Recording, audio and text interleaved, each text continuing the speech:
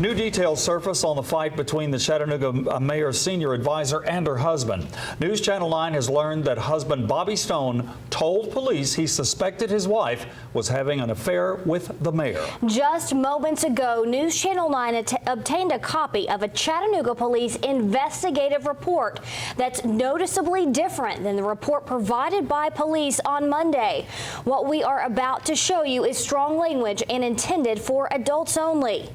In it, the investigating officer says Bobby Stone told him these words. The TBI now called in to investigate the incident involving Mayor Andy Burke's top aide and her husband. The Hamilton County District Attorney's Office requested the state agency step in. News Channel 9's Hannah Lawrence tells us why. Hannah.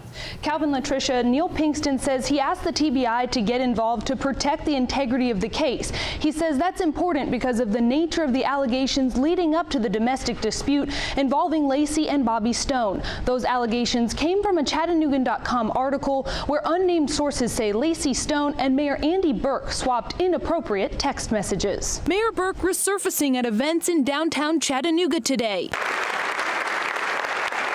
Burke attended the CPD awards ceremony, and after the event, we asked him about the TBI's involvement. We'll cooperate with whoever asks us to. We're going to let the process work. Reporting says a domestic situation involving his senior advisor Lacie Stone was a result of an inappropriate relationship between Stone and Burke. The mayor denied that accusation in a statement Wednesday, saying Robert Stone, quote, made numerous false allegations. Bobby Stone's attorney Lee Davis then called out the mayor and the police chief, saying it's extremely unusual for them to comment on a pending case. The police report on file at the clerk's office says Lacie Stone called a friend in the police department to help her Friday night, but the report didn't say who. Chief Fred Fletcher later stepped forward, saying he was the one she'd called. Fletcher says he then instructed her to come to his house where she'd be safe. Davis now urging Chief Fletcher and Mayor Burke to refrain from making other, quote, self-serving statements. Burke also rescheduled an appearance at the Convention Center's 30th anniversary event this afternoon. That's after the director of operations told us yesterday that Burke had canceled. He didn't give a reason as for either schedule change. Calvin. Thanks, Hannah.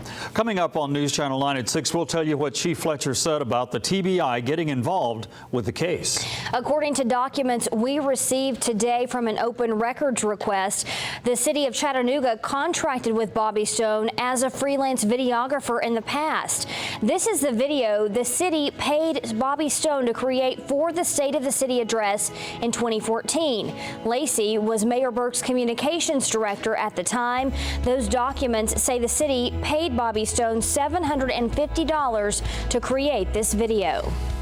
A scandal over Dirty's text messages comes full circle today as a new Cleveland's director of schools is chosen.